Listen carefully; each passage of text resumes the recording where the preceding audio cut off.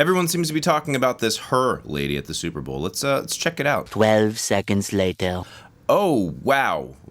Wow, no, she did not play that live. So this is about him and all the other racist, sexist boys in this world. Racist, sexist boy, you are a racist, sexist boy,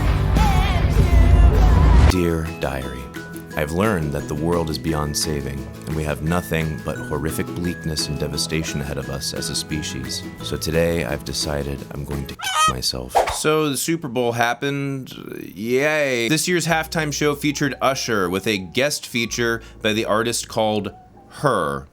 And until this week, I've never heard of H.E.R. The internet lit up this week when everyone who's ever played a guitar solo before noticed that she was miming the guitar solo at the Super Bowl. There were some people online calling it out saying it was fake. There were other people defending H.E.R. and saying that she's actually an outstanding guitar player. Let's remember that specific word, outstanding guitar player. Before we go any further into analysis, let's take a look at the performance in question.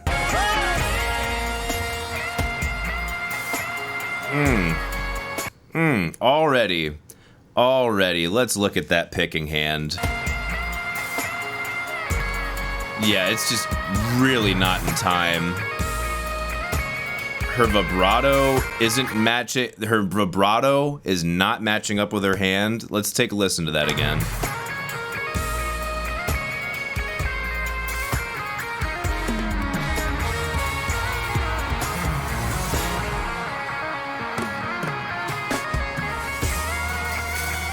The slides are so off. The slides are so off after this run. That slide is way behind. There's no vibrato happening on those bends, and there's tons of vibrato on the actual recorded version.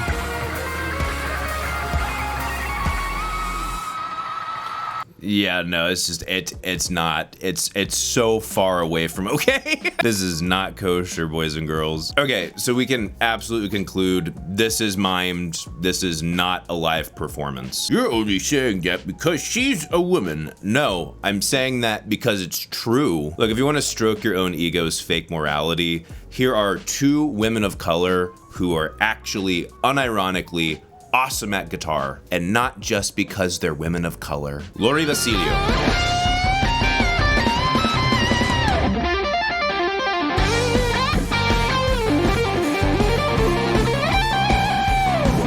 And Chain of Rocks.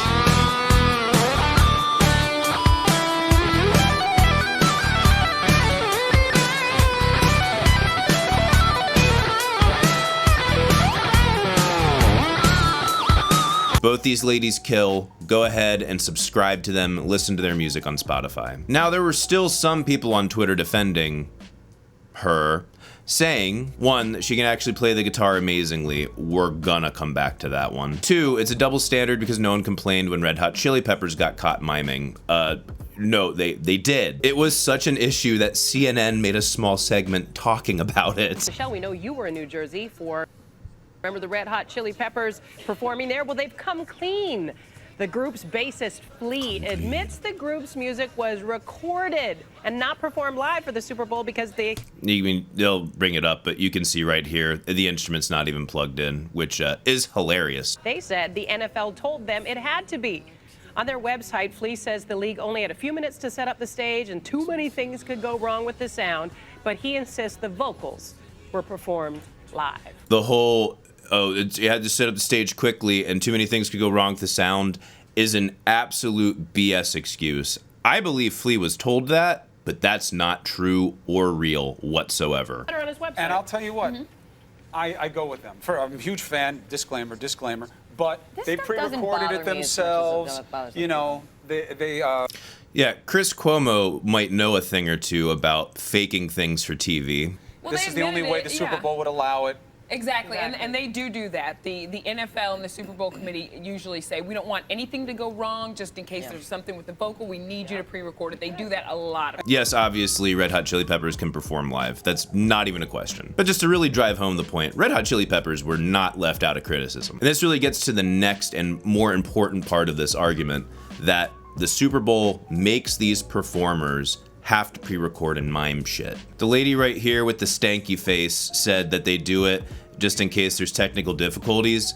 That's complete bullshit. Okay, it's not absolutely complete bullshit, but that is far secondary to the real reason why they do it, is to guarantee a great performance so we can hold up the illusion of perfection of the people that we've put on pedestals, instead of just, you know, being honest. The vast majority of live TV performances are done this way. There's pre-recorded stuff and everyone mimes it or lip syncs it.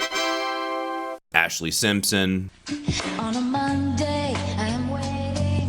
Tuesday, I am fading. Her band gamely plays on, as you can see, while Simpson fumbles her way through a bizarre jig. Katy Perry.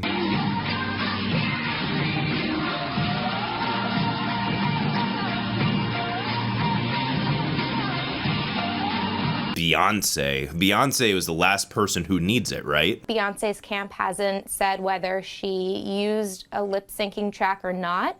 I think that if she did, people have a right to know why. Plenty of people on the platform noticed that during the national anthem, the band members were just pretending to play their instruments. Earlier today, the band confirmed that was so and said flatly Beyonce was lip syncing. And Mariah Carey. Man, there's a part of me that wants to make an entire video just reacting to this.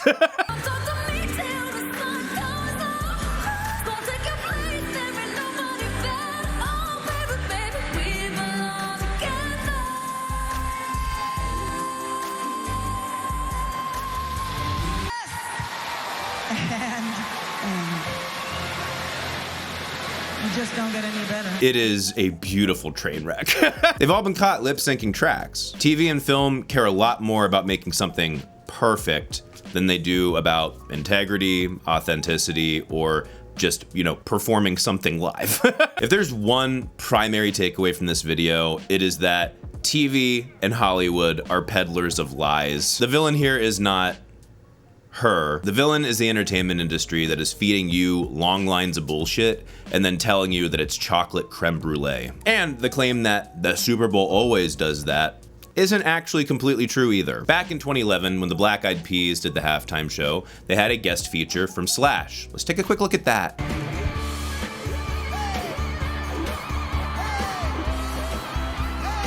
I wish will.i.am would shut the fuck up.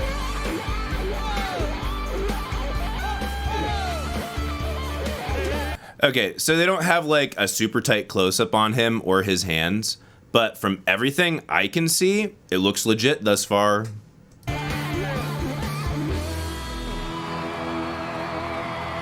Yeah, the vibrato lined up, all the fingers lined up. I mean, if he's faking it, he did a very good job faking it. And that could also be the case because Slash has been doing this way longer than H.E.R. And if we look at the halftime show from 2007, Prince was very clearly playing live.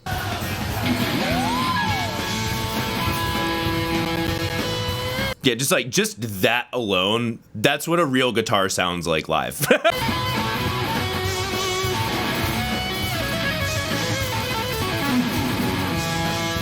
No question whatsoever. I mean, okay, now that the frickin' water is all over the camera, that sucks. But before that, there's completely synced up, no issue.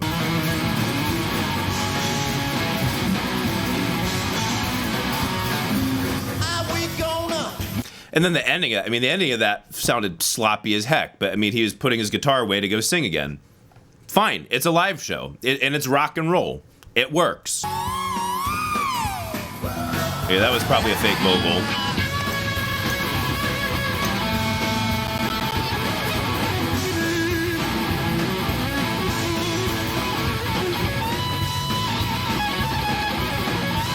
That's way too slop and way too, for lack of a better term, rock and roll cool to be a pre-recorded track. It's not clean. It feels and sounds and looks like a dude who played it live. And there's more examples to this whole performance. Like, it's almost a guarantee that Prince did this live. Now granted, both of those performances I listed were over a decade ago. That could have been before the standard practice of having to pre-record everything just in case. So let's take a look at Maroon 5 doing the halftime show from 2019. The biggest surprise to me out of anything is the fact that Adam Lavine can actually play guitar. That's surprising.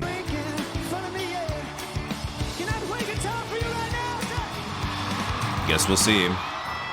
Okay, turning away from the camera and hearing all these notes go is super sus, but give it a second.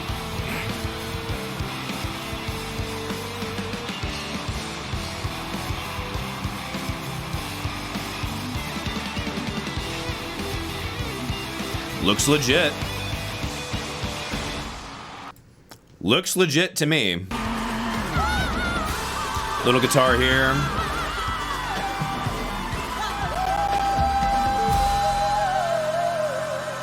I mean, the fingers, the picking hand, and the vibrato all looked very in time to me.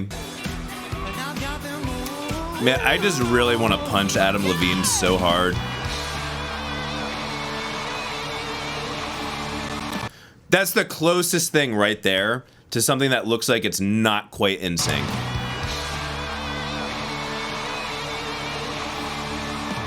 And it's hard to tell because he's turning around so fast. It's difficult to tell. That's the closest thing. Everything else is dead in. And it's not like they're planning these camera shots ahead of time. This isn't pre-filmed. There's tons of opportunity to see mistakes come through. So either everyone else is outstanding at miming and H.E.R. is not really good at it, or the other scenario, which I think is probably the case. The obvious answer to me is that the Super Bowl will always prefer to have something pre-recorded, and there are certain guys who will say, F you, we're gonna do this live, and if you don't want us to do it live, we're not gonna do it at all. They have the clout to pull that off, and H.E.R. does not. I mean, she is accomplished. Apparently she's won multiple Grammys for whatever that is worth, but she's not so highly in demand that she can pull a "it's my way" or "I don't play" with the Super Bowl. So as far as the claims that she mimed it, yes, undeniably. As far as who's to blame, the absolute slime balls at TV. Hands down. Now to the final claim that she is an amazing guitarist. No, she's not. She is a fine guitarist, but thankfully, that's not the only skill that she has, because that would not set her apart from most other artists out there. I had to do some digging through her catalog. She's an excellent vocalist, like fantastic. I could listen to her sing all day. And she's at very least a good writer. I mean, before I would evaluate any more than that, I would have to listen deeper into the catalog and pay closer attention. But from what I can tell, she can write well. But if you honestly believe she is a great guitarist, you're either ignorant or lying. One of my friends offered up this video as a good example of showing that she can play guitar for realsies, and it's hilarious because there's a super blatant overdub right here. Already not really blown away. It's just kind of not a good mime of Prince.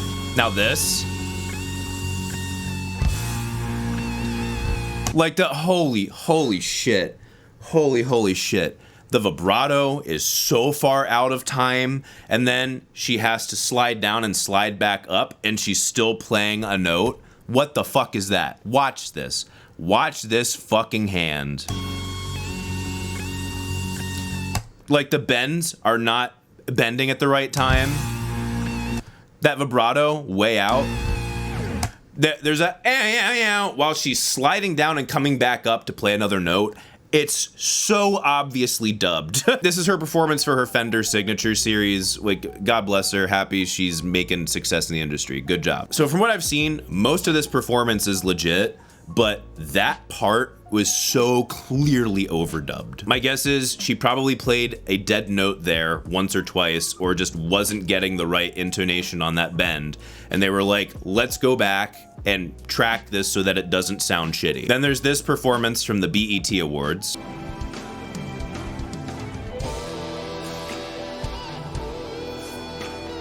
Looks like it's in time to me. Looks legit. Looks like a legit performance, yeah. Tone sounds like it coming out of a Line 6 Spider, but I mean, it's a real performance.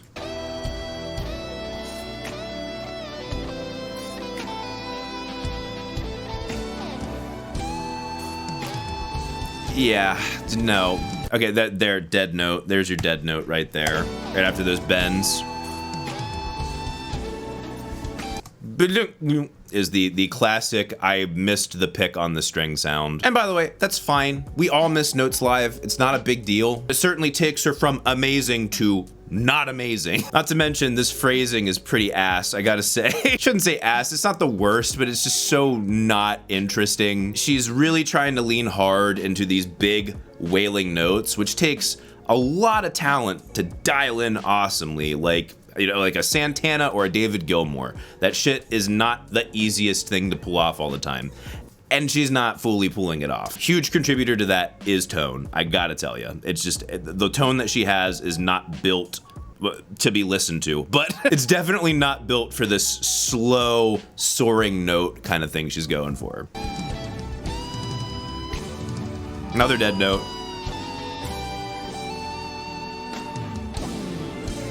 Not amazing intonation, but it's okay. Maybe the monitoring sucks on stage. That could also be it too. I mean, if you can't hear yourself that well and you're trying to do bends, like that makes a huge difference on being able to execute it well. A massive difference. Then there's this performance that she does with Chris Stapleton at the CMAs, where, for the record, both of them singing sounds incredible, but when they start playing guitar. That voice is awesome. Fabulous. There's a dead note right there. Na na na. You want to do that? That little half step bend, and it goes na na na, which is like arguably the worst note you could have had a dead note on. You poor lady. I feel bad because like I want you to succeed and sound awesome on stage, and if that happened to me, I'd be like, fuck. I've fucked up live multiple times. There's a whole video of me on Dovidas's channel of exclusively fucking up really bad. Go watch it. Go watch it if you think that I'm an asshole and you hate me. Go watch that and feel way better about hating me, okay?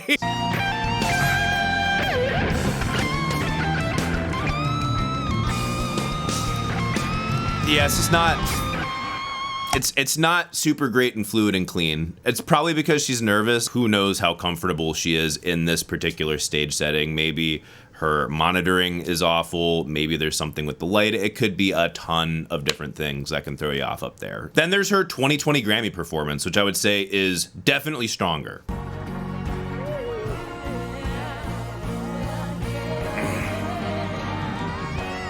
Cool arrangement. Tone's good.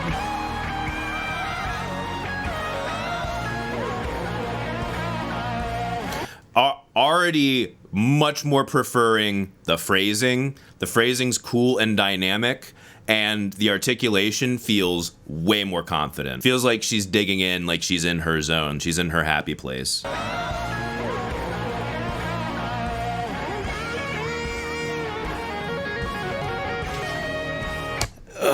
That's hands down the worst part to me. Anytime you bring out the two-handed tapping thing, it's almost, unless you're doing something mind-blowing, it's gonna come across as just a bag of tricks, like disingenuous spectacle, you know? And she didn't even do it that fast or that interestingly. Everything else was so cool and so organic. I was really sad she threw that in there. That's like actually a decent solo, like a good solo that I was like, yeah, word. I felt the passion in that one. And then last is her performance from The Roots Picnic, which, first of all, I would recommend watching the entire thing because it's just an awesome studio performance.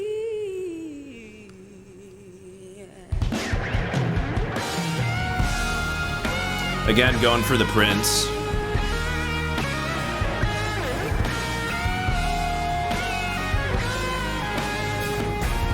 Okay, look. One, great tone. Really like the tone. It's a beautiful Telecaster, and the tone that's dialed in is like super smooth with good drive, strong compression going into the front. Hello, future Mike here. I have a cold. I have a Zycam in my mouth right now. I blew my nose in between one of these takes, and I had a fun leftover traveler who wanted to hang out for a while. So there's going to be some very blatant edits in this fucking thing. Love you guys. Make fun of me in the comments. Best comment roasting me gets, I don't know, some kind of prize. We'll figure it out. She's got that first half step bend up to the minor third pretty good. It feels nice and tight.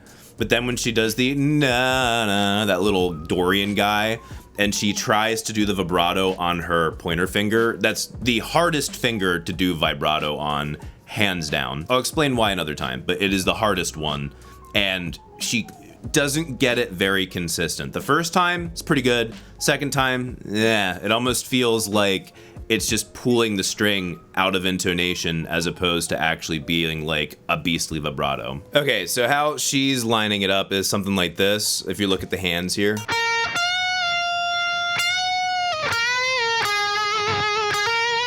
So she's doing the, with the pointer and middle finger. I would do something like,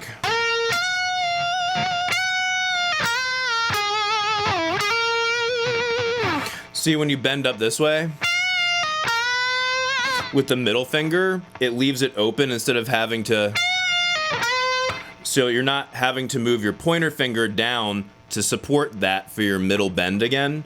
You can just have that, you can just have your middle finger instantly get there.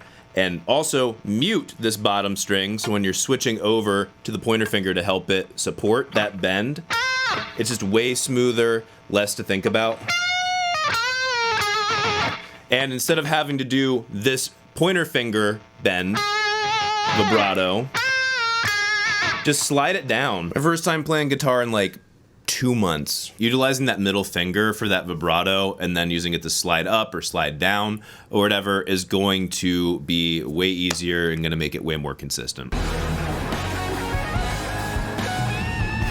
Another dead note.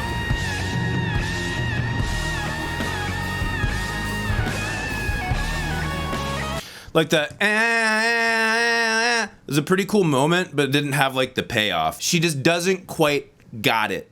She just doesn't quite got it. These were the first YouTube search results I found when I looked for her guitar solos. Unless I've missed the vast trove of outstanding guitar solos that she's done and you want to send them to me, I'm gonna say she's not that great. Can she play? Yeah, she can play a decent guitar solo. Seems like she typically averages about 1 dead note per solo, but that's not the end of the world. It's not a big deal. She's got some good articulation.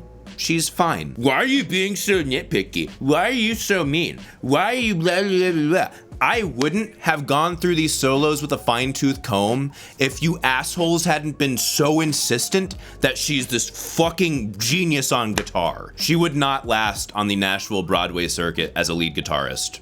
Absolutely no way. She's not competing there. Her guitar playing is not what makes her exceptional. I want to hear more of her singing, which apparently is the vast majority of her catalog, but I didn't listen to that because you guys were so insistent of how fucking good of a guitar she is, and she's not. She can stand side by side with Chris Stapleton as a vocalist and not get outclassed.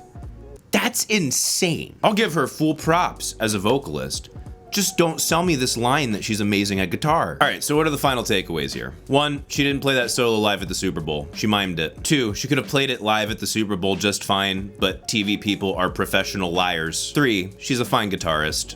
And let's just leave it at that. 4, anyone insisting that she killed it at the Super Bowl either doesn't know much about guitar or is lying to you. I've seen some people online post about how she killed it at the Super Bowl when I know they know better. They know that was fake. Unless they just shared it to have something to post and to look positive and fun and give some random content to the people that they basically look down upon like plebs. Why would you lie about something like that? Do you think it makes you cool?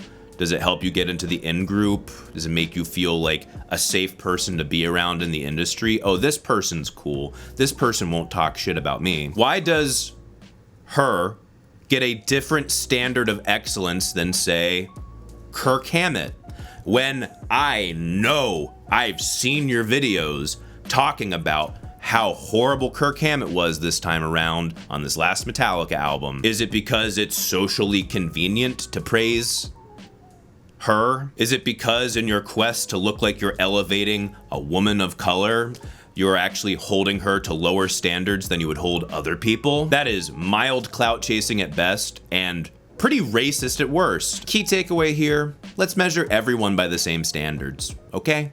Okay. Fakery is everywhere, whether it's TV people trying to tell you that something is live when it's actually recorded and mimed, or whether that's people posting things, giving adulation when they really think it's okay at best. But if you want to see the absolute worst kind of fakery, check out my video where I roast the Grammys, the hellhole haven, the birthplace of fakery and bullshittery. Come see just how stupidly fake the whole system is. Love you guys.